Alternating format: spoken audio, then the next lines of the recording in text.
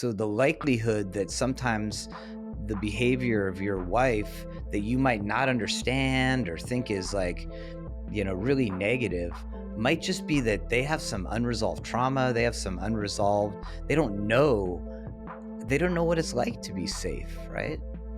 And then if we're shutting them down, we're getting defensive, we're telling them that it's not okay to feel that way. That's where it's you've created another environment that's not safe for them. So that's where it gets like so complicated. I wish I could be like, oh, this is what emotional safety is.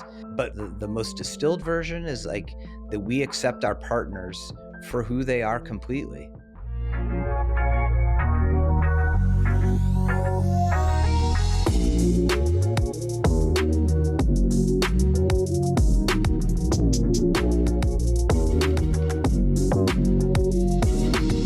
Impact some men today. I think we're going to do a great job. What's going on, everybody? Welcome back to another episode of the Modern Man Podcast, where we are here to connect men in pursuit of their potential. I encourage you to join us as we embrace discomfort, cultivate community, and put wind in each other's sails. Now, before we jump into the episode, I first want to make sure that you like, subscribe, and share this podcast. And don't forget, for the men that are listening or watching, to check out The Noble Knights. It's where you can find support, accountability, and mentorship you need in order to achieve your goals. Join us and become a part of a community of like-minded men on a mission to improve themselves and elevate their capacity for life. And I'm excited because we're going to get some wind in our sails today. My guest is a licensed professional counselor and co-founder of Relationship Renovation, a counseling practice focused on couples and family therapy. It is my pleasure out of Phoenix, Arizona, to welcome EJ Kerwin on the podcast. EJ, thank you for taking the time, brother. Yeah, thank you for having me. I'm excited to be on here. I'm excited to talk about, relationships and men and sort of like how we're navigating them and hopefully in a better way every day. Yeah, navigating them in a better way, not just surviving them. And this is not going to be a podcast about happy wife, happy life. That's not what we're going to be leaning on today. We're going to be sharing some actual advice and tips on making your relationship thrive, and even maybe giving it a little bit of a facelift if needed. But before we jump in, I'd love for you to speak directly to the audience, introduce yourself in your own words, speak a little bit about your background, and then we could have the questions and conversation right after. Sure. Yeah. I mean, my wife and I, we have a podcast, Relationship Renovation podcast. We also have a counseling center that we started together. Why we did it involves our story is that we got together. She's been a therapist at that point, had been a therapist already close to 15 years. I'd gone through, I'd already had a shot at a marriage and it didn't work out. And we got together though, and we were crazy about each other. We had sort of like, that great honeymoon period. But we also, life got real really quick for us. Tara went from 0 kids to 4 kids in 18 months. Cause I had 2 kids when we got together. My youngest boys were 2 and 4 when we got together. And we hit just like some major problems in our relationship. And we were sort of like looking at each other like, what the heck? I mean, we're both therapists. We're a little bit older. We got some things figured out. Like she had waited a while before she got married. So she felt like she had really made a good choice for her. I'd gone through it. So I thought like, I learned a lot. I had gone to my own therapy coming out of that. And we really struggled, we struggled deeply. And as we began to really figure things out, Tara honestly was the one who came to me and she was just like, if we're struggling this much, we got to help other couples, we got to we got to figure out how to become really good therapists for couples. And so we embarked on a journey together, and we started first, it was just a private practice where it was just the 2 of us.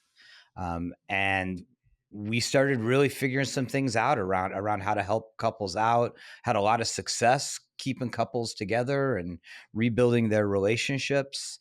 And eventually we just got so busy, we were just turning people away. And so then we started writing a manual that we could teach other therapists, and we started hiring therapists. And I had a media background before I became a therapist. So then we started the podcast, and it's just been this really cool journey of helping people. You know, one of the sort of phrases we use is become their best selves together. Um, Nice. because it's not easy to make a relationship work, but it's certainly worth all the work. Oh yeah. Yeah.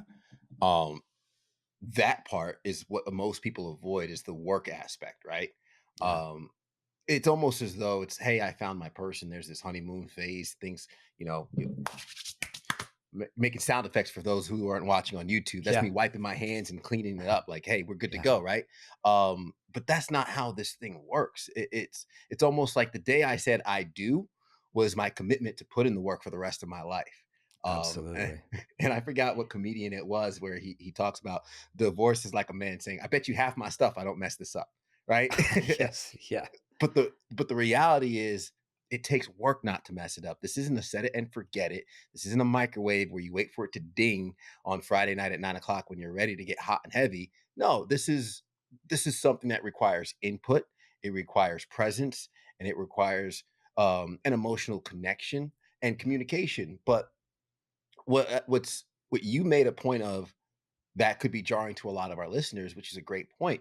You and your wife looking at each other saying, "We are professionals and we are Yeah. having a hard time with this." Um, what does it look like for somebody who doesn't have maybe the adequate skills or who've never been taught how to Yeah. handle or navigate a relationship? What does it look like for them if things start slipping? How does that start manifesting? I mean, the biggest thing that we see is just couples come in and they're really disconnected. Excuse me. They come in and they're just like super disconnected. A lot of times they come in and it's like the symptoms. Their intimacy is broken down, they can't solve problems, everything turns into a conflict. Something I've heard from so many couples over the years is like, literally, we can't talk about what to watch on TV, or we can't talk about where we're going to go eat that night. It's just like they can't solve problems together. But at its heart, what I think happens is we're sort of not prepared for the fact that the person we were crazy about at some point will make us feel really bad. That sort of the things that my like real areas of growth, my weak points, unfortunately get highlighted in my relationship. And instead of me looking at myself and being like, okay, like what's going on for me here? Like how could I grow? What's my lesson? We look at our partner and we're like, just stop criticizing me, or, stop making me feel that way. Stop doing that thing. We try to control our external environment, which is our partner, tell them what's Hmm. wrong with them, instead of like, what we do is we try to get couples to automatically take out a mirror. And if there's an uncomfortable moment, the first thing I need to do is I need to look at myself, because that's truly the only thing I have any control over, right? Like I can't get Tara, especially in an activated moment, to do Yeah. anything. That's her business, right? What I can do is I can look at myself and I can be like, man, am I activated right now? Am I not communicating in a really healthy way? Hmm. Did I do something where it makes total sense that she's really, upset right now? I don't think we're prepared for the fact that our relationship really highlights probably some of our biggest areas of growth. Yeah, I identify it almost as your relationship is a mirror, and it's going to be a good partner will be the biggest accountability to you in terms of who you say you want to become or what you want to do, or Yeah. really what your shortcomings are. They'll be revealed to you in that process. Yeah. And what you're describing so beautifully, my wife would call it defensiveness. Why are you so defensive, Yes. right? Yes. And there's actually research studies on this. You might be familiar with John Gottman's research study, the timing of divorce, predicting when a couple will divorce over a 14-year period. In his research, he identifies that defensiveness is one of the four horsemen of the apocalypse in relationships, meaning that when one or both partners become defensive, it significantly increases the likelihood of relationship failure. Couples who Yeah. exhibit frequent defensiveness often struggle with poor conflict resolution and emotional disengagement. Yeah. Why do we get defensive? Why does that defensiveness arise in our relationships? And how can we recognize that and break that cycle? Well, I mean, there's definitely sort of an evolutionary biology component to this, is that human beings, one of our highest drives is just to survive. And so Hmm. when we perceive any threat, we have a nervous system that kicks in and says, okay, this is not safe, defend myself. Because we've also moved into modern life where for the most part, we're not physically threatened, that we're not being chased by bears, we perceive then that our partner is an actual threat to us. It's if Tara says, hey, I'm really upset about our finances and this is going on. I look at that as like, oh my God, like she's like, I'm being attacked right now, especially because men are so driven by respect. Men want that it sort of equates, if my partner respects me, they love me, you know? Hmm. And so if she gives me any criticism, I see that as a lack of respect. I feel attacked, and then I go what we call, not we call, it's a pretty common term in psychology, is we go out of our window of tolerance. My heart rate rises up, my blood pressure goes up, and I go into like a pure defensive state. And that's Mhm. where also that's what diminishes intimacy, right? Because if my wife, anytime she gives me feedback, if then I become defensive to it, that doesn't feel safe to her then, and it just becomes this like wicked feedback loop of like, I can't take criticism, I can't take feedback, I see her as a threat, she sees me as a threat, and then all of a sudden we're not saying kind words to one another, we're sure as heck not expressing love to each other physically, and it just sort of like spirals out from there. Yeah, and the body language speaks louder than the words most of the time. People in Oh yeah. marriages that have been longer than 5 years know what I'm talking about. The body can Yeah, say yeah. so much, can it? Yeah, I mean, Tara would tell me like it would be literally like a glance, that there would be something. She would come to me to talk to me about the blended family dynamics within our house, and Mhm. all it would take would just be a slight shift in my eyes, and she would be like, "Okay, I can tell you're defensive. We can't talk about this," and I'd be like, "What do you like?" For me, it was also an opening up of taking accountability that, yeah, I am defensive. Like, Mhm. I couldn't get to working on my defensiveness until I first like got got into the place where I could accept I was being defensive in the first place. Yeah.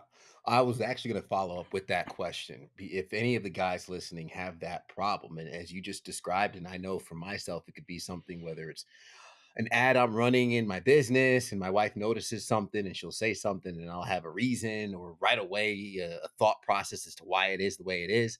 And it could be defensive and I'm not even aware of it, right? For any guys that are listening who find themselves habitually in that defensive state, what are some practical tips we could do to acknowledge it, be more aware of it, and maybe learn to pause and slow down and relinquish that defensiveness and actually sit in the moment? Yeah. I mean, I think for me, it's about each person has like micro indicators, that they're going into that defensive place, and it's you sort of have to begin to, outside of an activated moment, kind of think to yourself of like, what happens. Like for me, it's a lot about up top, it's thoughts, like I have certain phrases that I know if they're popping up into my head, I'm in a defensive place. Like when I think things like, oh my gosh, here we go again. I Mhm. can't believe, if I have just the hint of that, I know that I'm in a defensive place. But for others, it's like it's somatic, like it's physical stuff. Like if you notice man, whenever I'm getting upset, like I tighten my jaw, I clench my hands, maybe I feel a heaviness in my chest, right? It's just like we have to get really good at noticing what are the first signs that I'm going to that place of frustration. And that's what men lead with a lot is frustration, you Mm. know. And so I want to become an expert first on myself of like what are the indications? Like for you, like what is when you know that when you're going towards that place of being defensive, what are the first things you notice? Uh, my mind speeds up. Excessive reasoning. I Yeah. speak a lot, and I will use my mind to almost like a mental jujitsu of making logic out of something that isn't always logical, right? Yeah. Um, Finding a reason out of nowhere. Um, and I call it that cognitive dissonance, right? You could show me reality. The pen is blue, the pen is blue. And I might say, oh, no, well, in this light, and if you have this shadow over it, the pen's more of a purple than blue. Yeah. Um, Yeah. and I justify. So I notice if I'm making a stretch in my reasoning, it's probably a defensive stretch. It's Yeah. probably me trying to cognitively and logically uh, back whatever action, outcome, or activity that I'm trying to defend. If iron sharpens iron, so does one man sharpen another. But if you're a man and you're alone or listening to this, then who sharpens you? What's going on, guys? Ted Phaeton here, host of the Modern Man Podcast, also founder of the Noble Knights Mastermind Group. And I'm just out here encouraging you to find your circle. Maybe you're on a personal growth journey and nobody around you understands the new mentality that you're possessing. That's okay. You can find an online community that will pour into you, will navigate your goals and navigate your obstacles, share their experiences, resources, and more. Join the Noble Knights Mastermind Group and try us out for free to tap into a community of men helping each other scale up and reach their goals. Check out themodernmanpodcast.com. Yeah. Yeah. And that's interesting because, I mean, the first thing you said is my mind speeds up, right? And then you start looking for ways to go, which I mean, that totally mimics when we're in a dangerous situation, when we're like, when we're going down the street late at night and we hear something, we're looking around and we're trying to orient ourselves. What's safe? What's not? Okay, which way can I go that's the safest for me? And we don't even know that, but we're doing that with our partner where we have no physical threat going on. It's just that I have this autonomic system that kicks in. And so the better I can get at noticing, at least first that it's happening, I don't have to solve the problem yet, but at least can I acknowledge that, like, oh wow, like I'm going into a defensive posture with my partner, and what are the chances this is going to go well, right? You Not know, good. no, and so we're slaves though to like those automatic responses, and so the more we can become mindful of what's happening, then we can get intentional. Then we can say like, okay, when I notice that I have that thought, the first thing I'm going to do is take a breath and say to myself, I'm safe. I love my wife. And then I'm really gonna listen to her. I might even ask her like, "Hey, could you say that one more time? Because I really want to make sure, I want to make sure I really hear what you have to say." Ooh, yeah, I love And that. what Can you what a say that one more different time? thing for her to hear, right? I'll try that to my wife. I'll let you know how that goes. She Yeah, might fall let on me the know how floor. that Like, wait a goes. minute, who is this person? Um, when we slow down, and I say slow down for me, that's what works. If I find myself in that Yeah, defensive state, I think to myself, all right, hold up, or I'll even say out loud, hold on, let's slow this down, and then I start asking questions. yeah, That's how I get out of my defensiveness, right? He's like, what do you mean by that? Um, what am I supposed to take away from that? Because I find that my partner, as more often than not, has our best intentions at heart. They're not trying to yeah, attack us. They're not trying to end our lives. they're simply just trying to help, and or sometimes even hold a mirror up to, I said I'm going to hit the gym 4 days this week. It's, end of the week. I've only hit three and I'm on the couch. What do you do on the couch? She's not attacking me. She's helping me keep the Yeah. word that I said to myself. Um, so the questions help me reframe, slow down, and understand the intentions behind the words, which helps bring us to the same side. Um, what does it look like for guys who are listening who can tap into not being defensive, but maybe being receptive of what their partner's bringing to them? I mean, I think you nailed it as far as once you've noticed, okay, I'm being defensive, and then you're dialing it back, and then you're like, okay, how do I move forward? Then I think curiosity is a great place to go of like, helping me understand better what's going on, what's the feedback you have, what are you seeing in me, like really just getting curious about what's happening. Another tricky part of this though is also like it's like we have to become adaptive to the language our partners prefer, right? Because I used to always ask Tara, I used to say, actually, it was more of a statement. It was like, could you help me understand what's going on? And I thought I was being Mm, like really, I thought I was being really mindful and I was slowing it down. But to her, that language, for whatever reason, I think she kind of felt like I was therapizing her. I was like dropping mhm, my I'm EJ and going into, oh, I'm a therapist now, and I'm gonna, I'm gonna start digging into you. And so she had to let me know, what language sort of she needed in that moment. And the language that she asked for was tell me what's happening for you. So she said, if you ask me something, or if you come to me, EJ, or I come to you, EJ, and I'm sharing feedback, you get defensive and you don't understand where it's coming from. If you just say, tell me what's happening for you, Tara, or tell me what it is you want me to know, she was more open to it. And so I think part of it is we have to do sort of like a little bit of back work with our partners of saying like, okay, we're addressing the fact that I can become defensive when you give me feedback, and I'm working on just not becoming defensive. But I need to know when I notice it, and then I come back to talk about it in a thoughtful way, what's going to work for you, you know? What's going to mhm. signal to you that I'm being receptive, you know? Yeah. And then when I'm responsive to it, when she says, well, I like it when you say this, and then I do that, then we've sort of like we've honored an agreement, and it builds confidence because she's like, oh, he listened to me. He's not just doing Mm, this his way. He's not just trying to defend himself. Like he's actually going in the direction that I want him, that I want him to go, which is being open to my feedback. So that's where it gets it. I mean, that's kind of the trick of it. And also with couples where we try to work with them is like, there's no easy fixes. It's not just like if you do this one thing, it's all good.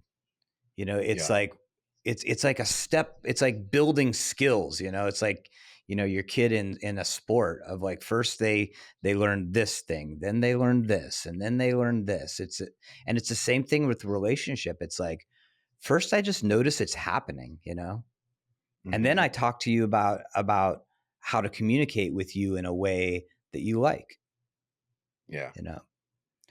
I believe in a lot of what we're talking about is the practice of being mindful, Right. being present. And another research study, this was posted in Personality and Social Psychology Bulletin. The key findings found that mindfulness practice has been linked to a higher relationship satisfaction, better conflict resolution, and increased emotional regulation. All things I think couples can benefit from, Yeah. especially when we deal with the chaos of what could be um, an unsolicited feedback or advice, right? Because Yeah. that's one of the things I think catches men off guard, or even our partners off guard, is when the feedback or the advice comes unsolicited. Nobody asked you, but because they're Yeah. always Yeah. with you, there's that open invitation all the time to just like, hey, while I'm here, let me give you some feedback on that, right? Yeah. Yeah. I'm And mindfulness is a weird one too, because Man, it's a hard sell. As a Oh yeah. therapist over the years, when you tell somebody like, man, it would probably do a lot of positive for you, whether you're dealing with anxiety or struggling with your spouse or whatever. Like mindfulness would really be useful, and people are just like intimidated by it. But it's such a simple concept at its heart, which is basically like I focus my mind where I choose to, not where it goes on its own. Hmm.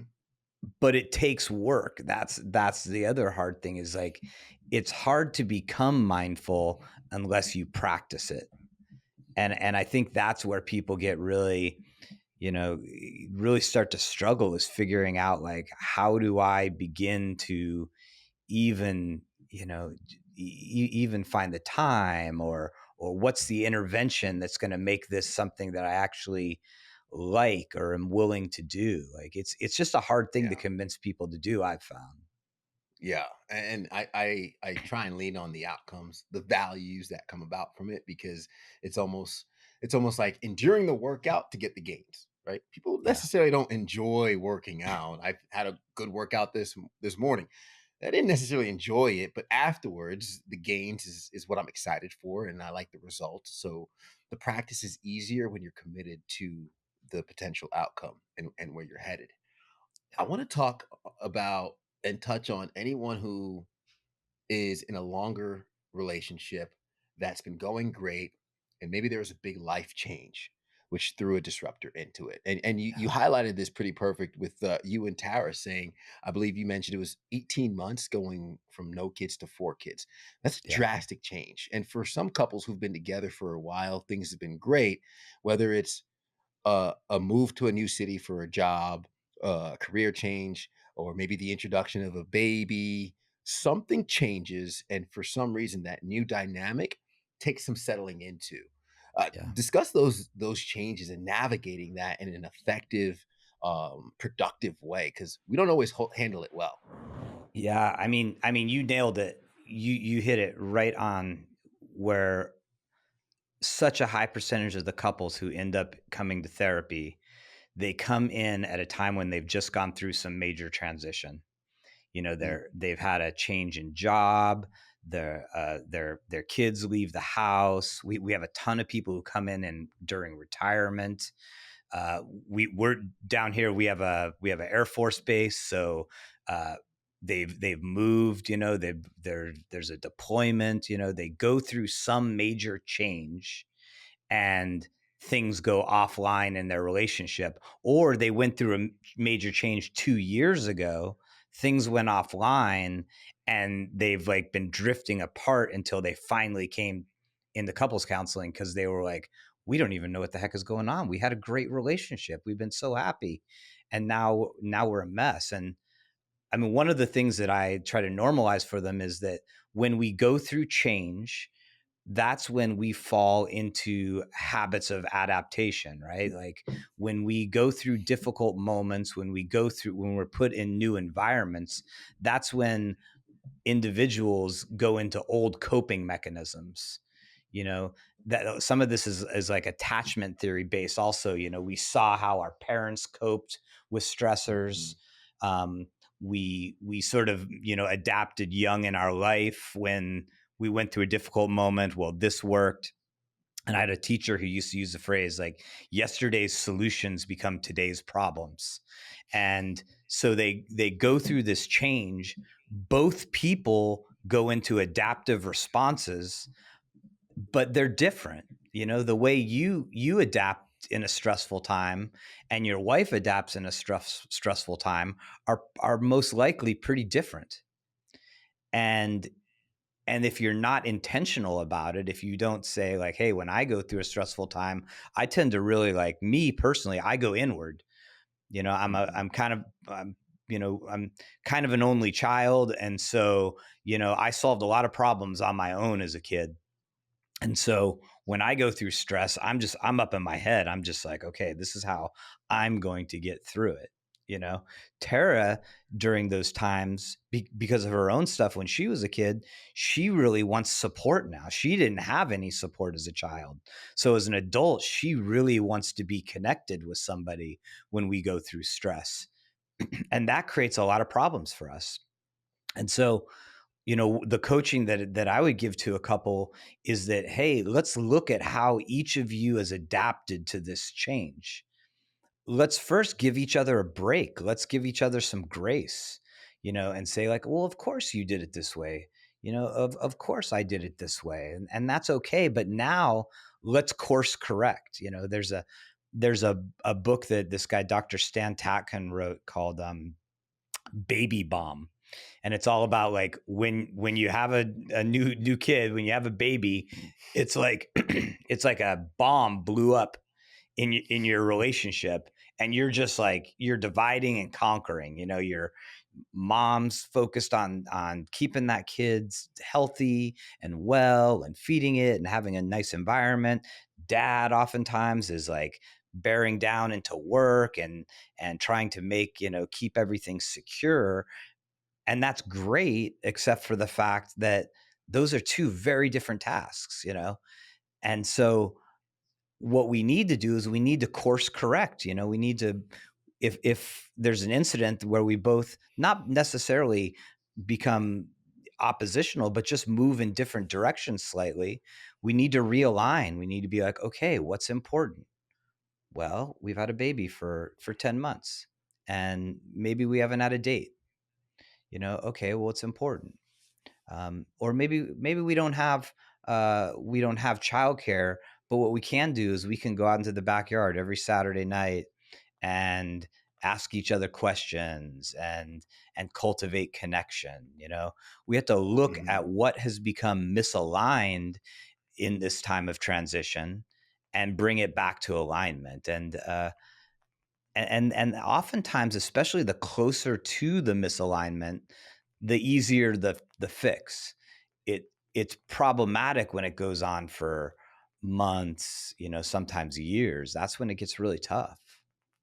Yeah, and not to lean in and drive home the sell of mindfulness, but the mindful person will pick up on the misalignment faster than the non-mindful person, so you Yes, could address the yes. issue even faster. And to your point, I am thankful to have in-laws close by. This past weekend, they took the baby and the dog.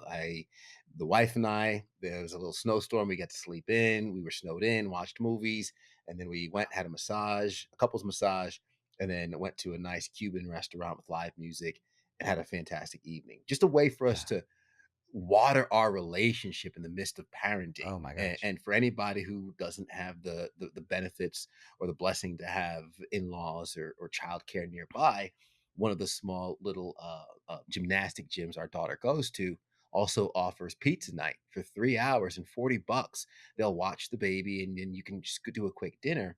But to your point, these creative little things to make moments for your relationship is pivotal Yeah. and it's huge and extremely important. You touched on for the misalignment, whether it's the introduction of a baby, a new job, major change, when the two parties get far and far apart.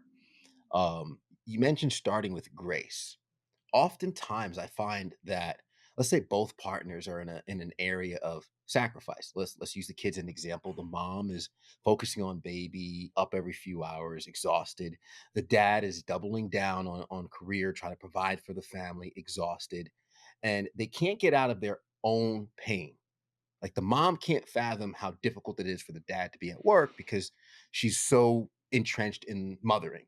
And the Yeah. father at work can't imagine how hard it is for the mother because he's so entrenched in work and providing.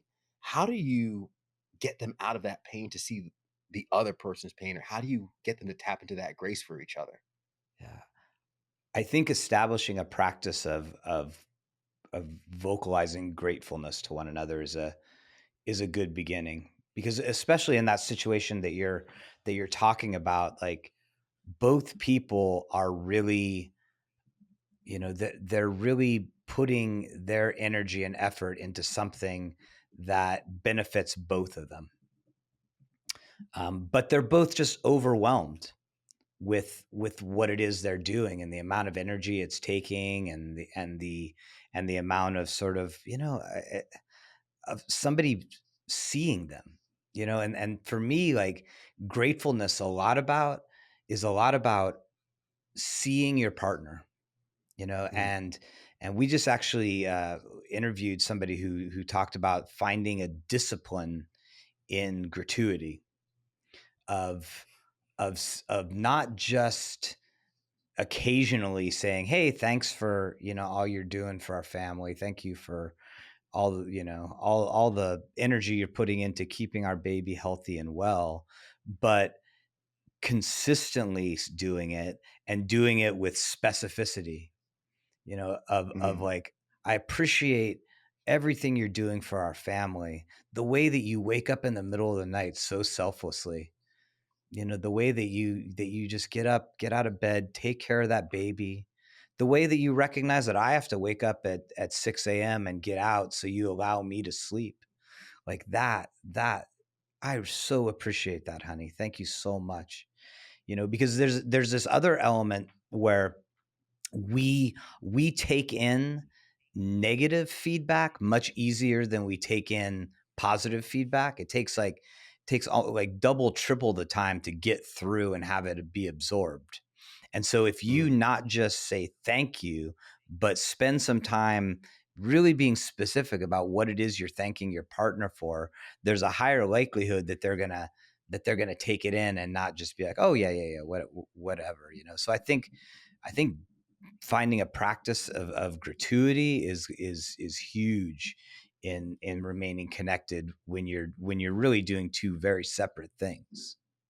Yeah, no, absolutely, and it's really important because I think what you said perfectly is being seen.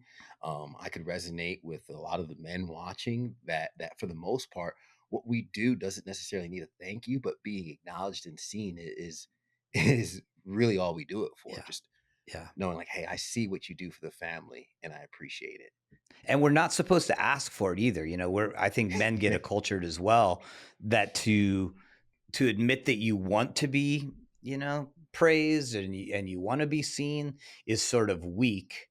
And obviously it's not. I mean, obviously it's a wonderful thing to hear from the person that you love, that they recognize everything you're doing.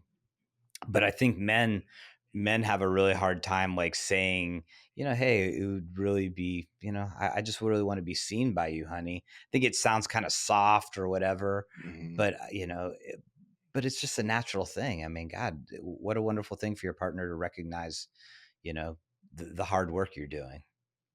Yeah. I'd be remiss to have this conversation and not discuss our local or our modern landscape rather of couples dating, especially with the presence of social media, digital distractions. How has the landscape of couples therapy and navigating relationships changed over the past decade from your experience?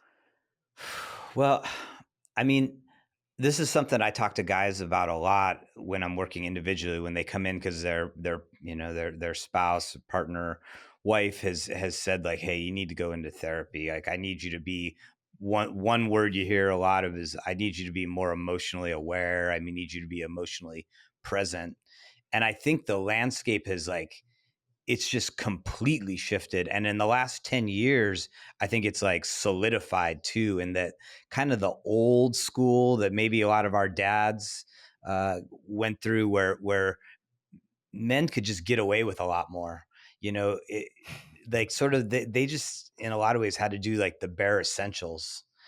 um, and now the expectations are just a lot higher. Is that you're going to be not just a hard worker and show up on the sort of, on the professional side, but that the expectation is that you have emotional awareness, that you know what you're feeling, and that you express it in a kind and loving way. I think for a long, long time, and we're talking hundreds of years here, men were tapped into frustrated, angry, maybe love, maybe, maybe like, okay, I could be loving, but that was about it. And now, like, our expectation is to have an emotional vocabulary that's way deeper than that. I can express regret. I can express sadness. I can express loneliness. I can be strong, but I can be vulnerable. We hear that, like, Hmm. me and Tara joke a lot because she loves, like, the reality shows and The Bachelor and all those shows. And we were watching a season and we were like, my God, how many times are they going to say vulnerable? Like, how many guys said vulnerable 10 years ago in any positive way? And it's woven its way into our vernacular now, where the expectation is that we're strong, but we're also vulnerable. And I don't think that existed. I know that didn't exist. Definitely when I was a kid, that didn't exist.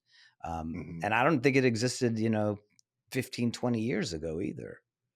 Yeah, I mean, I believe it's definitely been a lot more popular in the recent years, and I feel like there's still a little resistance towards that full embodiment of that vulnerability. But I always say, don't mistake my vulnerability for weakness. Uh, Yeah, I could be strong and vulnerable. As a matter of fact, I'm strong because I am vulnerable. I am highly aware yeah, of the inputs to my mind, my body, my spirituality, and because of that, I'm able to navigate better. And a good tool, I'm sure it's very popular these days. You're likely familiar with it. Is the emotion wheel. yes, There's a lot of yes. different colors on that. For anybody Oh that's yeah, watching on YouTube, I have the emotion wheel up, and I might start with angry, but then I'll break it down to mad and then furious, or I might be angry, frustrated, and I just find out, I'm just annoyed. I'm annoyed that I've asked you multiple times for something and it didn't change. Now I yeah, can articulate, maybe there's a different way I ask this question that will hit better. But yeah, that emotional intelligence allows us to articulate ourselves better in order to get the communication across to our partner, whether it be a subordinate at work. But with that emotional intelligence, we're able to communicate better for better outcomes, which yeah, makes you an effective leader, which many would look at as a form of strength when it comes yeah. to masculinity. I'm going to get off my soapbox. That was just No, I my love it. I announcement from love it. the We have that rooftop. emotional wheel in every one of our offices, and men walk in there and they grab the emotion wheel and they grab a stress ball, and they're like looking at trying to figure out what they're feeling and squeezing at the same time. Yeah, I'm still working my way out of the red, but I'm joking. It's Yeah, it's right on. definitely a great tool for anybody that is listening, watching. If you're not familiar with the emotional wheel, I highly recommend it. As a matter of fact, I'll be sure to put that in the show notes so you can take a look at that. But we've spoken a lot about the importance of just communication and meeting your partner, not being defensive when things come up, navigating changes, being aware of misalignments along the way. A lot of this is just creating what we would say a safe space, and especially in the men's mental health world. We've learned now something else that's been been said more and more is, oh, creating a safe space, creating a space Yeah, space.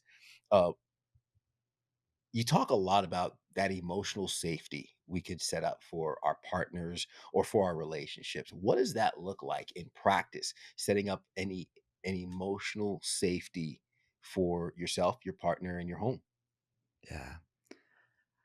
I mean, as this is one of those areas of growth um, where I had to not just, preach it, but I had to figure out a way to live it. And a lot of that came from my wife, Tara, of like helping me understand what is this emotional safety. And what she's come back to me about is it's just like I can be myself completely. Mm, I can be my happy, vibrant, playful self, but I can be my sad, hurt, angry self. That I can create a space where she can be her best self and her self that is struggling the most. Um, yeah. that she can let me know all the ways that she wants to be loved, and back to the defensive, that I don't take that personal, or like I'm doing it wrong, but instead I'm just learning to love her better, and I think that is a thing that men really react to in a negative way, is when they hear their partner say, I don't feel safe. They get really reactive to it, of like, I've never, well, I barely yell, or I've never raised my hand. And it's like, well, that's kind of a low bar.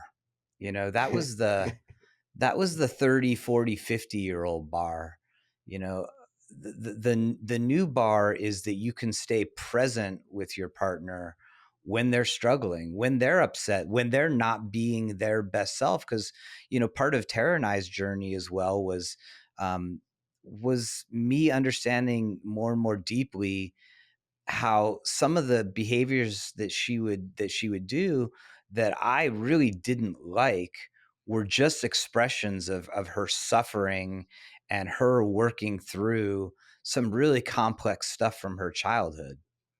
And Mhm. especially with the incredibly high percentage of women who've been assaulted in their life, you know it's over 50%, right? So the likelihood that sometimes the behavior of your wife that you might not understand or think is like, really negative, might just be that they have some unresolved trauma. They have some unresolved, they don't know what it's like to be safe, right?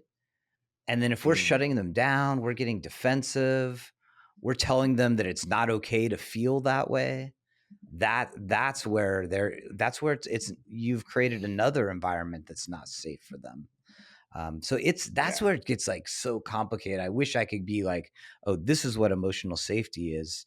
But the most distilled version is like that we accept our partners for who they are completely. Yeah, I love that because it's literally the acceptance piece. Who you are, who you're becoming, and who you're working on within yourself is accepted in this home. I Yeah. wholeheartedly accept it. And it's such a beautiful thing, and it's a peaceful thing on the opposite side too, to have that reciprocated, where you can wholeheartedly be yourself in your home, and your spouse love and accept you for it, but also keep you accountable to the growth that you commit to, or the things that you promise and plan together. And even a way to kind of jump the gun and get ahead of defensiveness. Yeah. Something I, Love I it. did once was I asked my wife, I said, hey, what's something you've been telling me over and over again that I've failed to that's failed to register? And she's like, that I need a massage. And I was like, okay, cool. Yeah, like Yeah. you've told me this over and over again, and I've ignored it, right? But Yeah. having that question, right? Imagine going to your wife and thinking, is like, hey, where have you not felt loved and fulfilled in our relationship by me? Um, Yeah. those are Yeah. ways you can prep yourself emotionally to receive the honest answer from your spouse. But by you asking it, you invite them, and you could see their shoulders go down as they like, oh, you might get the answer like, is this a trick? Yeah. But that's been a practice that's been really helpful for me. Now, EJ, we have just a few minutes left on the call. I have a couple of questions. First, I do want to touch on the relationship renovation podcast, and in terms of how that has gone about those conversations, and if there's a conversation that sticks out as being highly impactful to you. Well, I mean, it's been amazing. First of all, like it's my favorite thing we do every week. Honestly, because Tara is normally sitting right across from me here. Sometimes we've Yeah. had some of the most thoughtful, open-hearted conversations on the podcast, just because we have to carve out 2 hours a week where we sit down and talk to one another. And so our podcast in some ways has been this like enormous gift to us in giving us a thoughtful, mindful place where a door is locked and we're in a soundproof room where we can connect. So it's been great meeting individuals like yourself, but honestly, the biggest gift of it has been getting to spend all that time with Tara every week that we normally wouldn't Hmm. have. One of the most impactful, we've had a guy on our podcast a few times. His name's Dr. Stan Tatkin. He started the Pact Institute. He's sort of like, call him like the mad scientist of relationship. And he talks about becoming an expert in your partner. That one of Mm, the most loving things you can do is really setting the goal to understand your partner more than you understand anybody else in this world. And that for Tara and I has been something that we've taken to heart and has been just an enormous gift. Because then if I'm an expert, I'm studying her in a non-judgmental way. I'm just trying to understand, okay, when she does that, what's really going on? What are the barriers that I can move out of her way in her own personal development? How can I love her better? How can I, like, that question, sort of a transmutation of your question to your wife, is just like, I want to know, Tara, like, what can I think I asked her last week, we were doing this little intimacy exercise. I said, what are the things that make you feel the most loved? And mm. so it's huge. Yeah, our listening to him and learning from him has been a transformational experience for myself. Yeah, I love that. I know for my wife, it's I used to call it interception because I'll be going to take the garbage out or wash the dishes or something, and mid walk she would just grab me and hug me, and I would call it interception. But I know Yeah, for my wife, what makes her feel loved is stopping, just grabbing her and hugging her tight, making her yeah, feel connected. And that's took beautiful. 5 years together, 2 years married to realize and find out she doesn't like yellow cheese. I'm like, what? Who are you? But just the nuances and the things you can continue to learn as the years continue. EJ, I want to make sure that our audience can connect with you, follow you, listen to the podcast, check in with you and your wife Tara. Yeah. What are some of the best links, resources, and places to go? I mean, the easiest thing is just typing in relationship renovation into, Google search, and we'll pop up. We have a counseling center in Arizona that you can check out, and we do have an online course available there as well. But listening to our podcast, it's on Apple, Spotify, Relationship Renovation Podcast, and YouTube channel. It's a good way to just kind of, listen to us and hear what it is that we have to say. I love it. I love it. And I'll have those links in the show notes for folks to either open up the description in YouTube or open up those show notes on whatever app you're listening to, and you can go right to those sources there. Last question, EJ, usually the heaviest, which is why I save it for last. What is something you've seen or something that's happened to you that shapes the way you view the world as a man? I mean, oof, I think being a father is pretty. I've seen, they look to me. They look to me for how to live in this world.